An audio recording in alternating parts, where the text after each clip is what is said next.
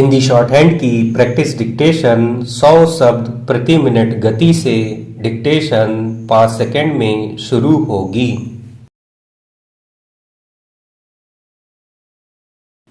Start. महोदय, भारतीय संसदीय लोकतंत्र के इतिहास में हाल ही में संपन्न शीतकालीन संसद सत्र को देश की राजनीति के सरलीकरण की शुरुआत के नाम से भी दर्ज किया जा सका है। देश का बुद्धिजीवी वर्ग शायद इस राय से सहमत नहीं होगा।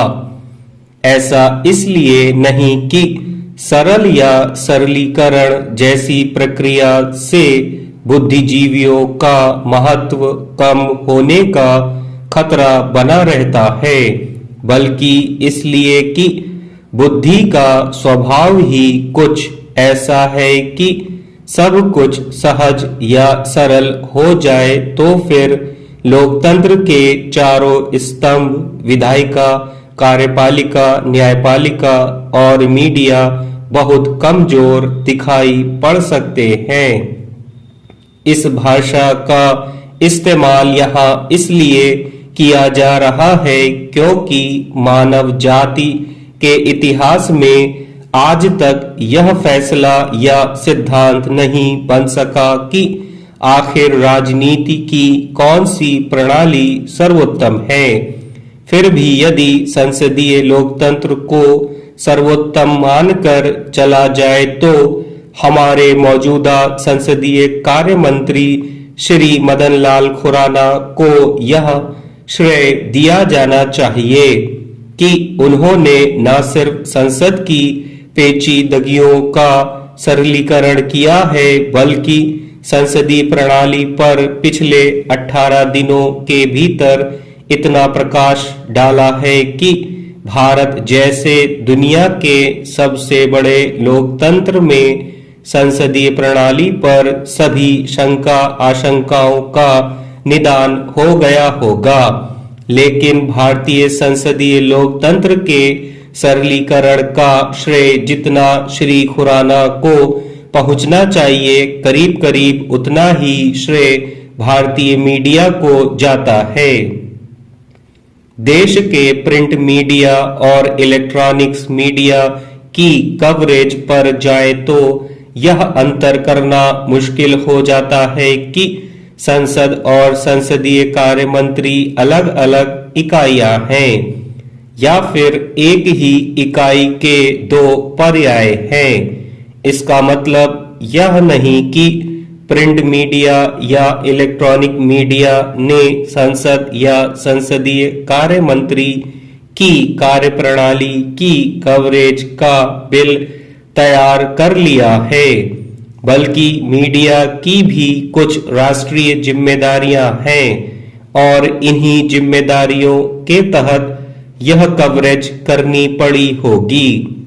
यह अलग बात है कि मीडिया को अपनी जिम्मेदारी निभाने में यदि किसी सांसद ने दिल खोलकर योगदान दिया है तो शायद संसदीय कार्य मंत्री श्री खुराना ने ही दिया है।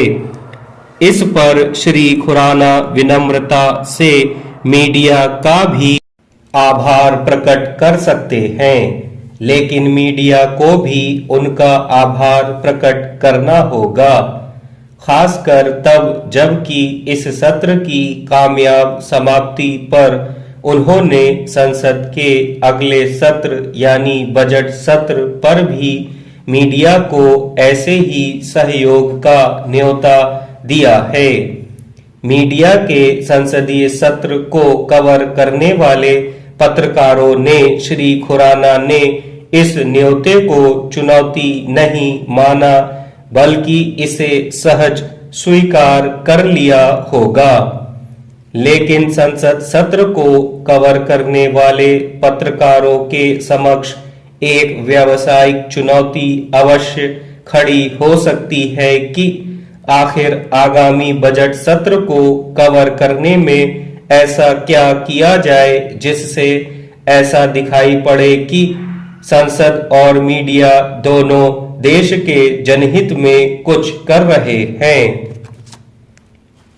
महोदय, इस शीतकालीन सत्र में जो कुछ हुआ वह रिकॉर्ड में दर्ज हुआ ही होगा, लेकिन सांसदों को अपने गृह क्षेत्र या चुनाव क्षेत्र पर खर्च किए जाने वाली राशि 1 करोड़ से बढ़ाकर 2 करोड़ रुपए कर दी गई है। इसके अलावा गैस और टेलीफोन का कोटा बहाल कर दिया गया है।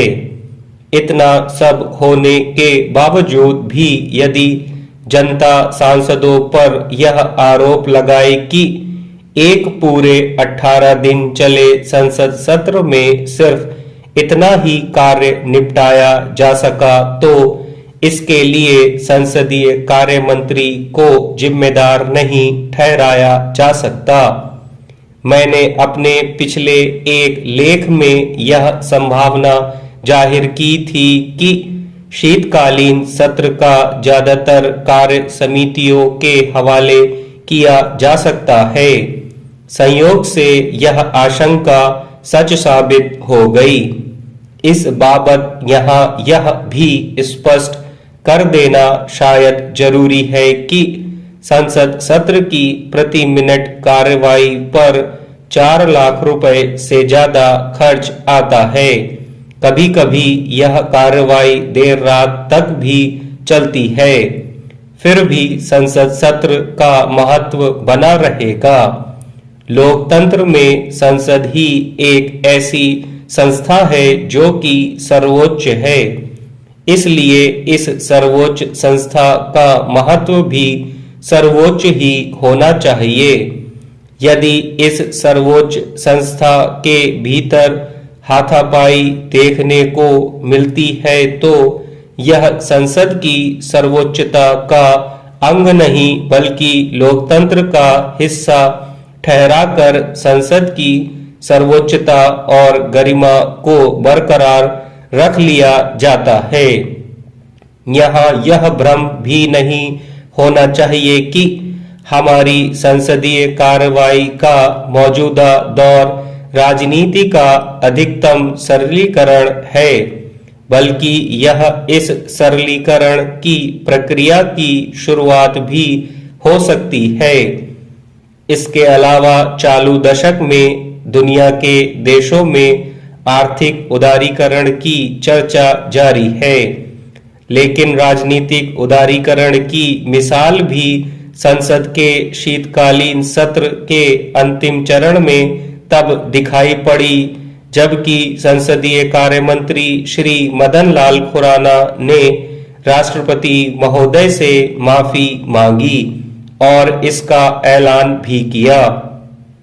इसमें कोई शक नहीं कि माननीय प्रधानमंत्री जी को अपने पूरे मंत्रिमंडल में संसदीय कार्य मंत्री के रूप में श्री मदन लाल खुराना से बेहतर कोई और सांसद नहीं मिल सकता था। यदि यह जिम्मेवारी श्री खुराना के अलावा किसी अन्य को सौंपी गई होती तो शायद संसद सत्र का नतीजा ज्यादा कुछ न निकलने पर भी इतना सार्थक नहीं हो सकता था जितना कि श्री खुराना के चलते हो जाता है। भारतीय राजनीति के सरलीकरण की प्रक्रिया देश के वरिष्ठ राजनेता, पूर्व उप प्रधानमंत्री और वर्तमान सांसद चौधरी देवी लाल ने तब शुरू की थी जबकि उन्होंने दिल्ली में देश के ग्रामीण परिवेश का महत्व बढ़ाया था। इसके साथ ही संसदीय कार्रवाई के सरलीकरण की शुरुआत का श्रेय श्री खुराना को दिया जाना चाहिए। शायद यह सब श्री खुराना के व्यक्तित्व की सहजता और सरलता के चलते ही संभव हुआ है। संसद के इस शीतकालीन सत्र के दौरान किस बिल की क्या गति हुई या कौन सा बिल किस समिति के सुपुर्द किया गया। स्टॉप।